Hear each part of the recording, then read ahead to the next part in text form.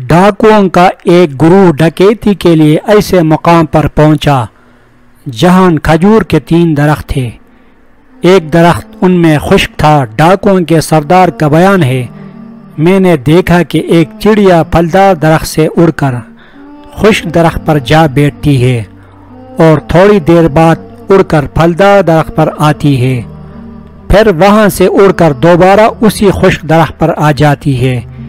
اسی طرح اس نے بہت سارے چکر لگائے۔ میں تعجب کے مارے خشک درخت پر چڑھا تو کیا دیکھتا ہوں کہ وہاں ایک اندھا سانپ منہ کھولے بیٹھا ہے اور چڑیا اس کے منہ میں کھجور رکھ جاتی ہے۔ یہ دیکھ کر میں رو پڑا اور اللہ پاک کی بارگاہ میں عرض گزار ہوا، یا الہی، ایک طرف یہ سانپ ہے جس کو مارنے کا حکم تیرے نبی صلی اللہ علیہ وسلم نے دیا ہے، مگر جب تو نے اس کی آنکھیں لے لے تو اس کے گزارے کے لیے ایک چڑیا مقرر فرما دی۔ دوسری طرف میں تیرا مسلمان بندہ ہونے کے باوجود مسافروں کو ڈرا دھمکا کر لوٹ لیتا ہوں۔ اسی وقت غیب سے ایک آواز گونج اٹھی، اے فلان، توبہ کے لیے میرا دروازہ کھلا ہے۔ یہ سن کر میں نے اپنی تلوار توڑ ڈالی اور کہنے لگا، میں اپنے گناہوں سے باز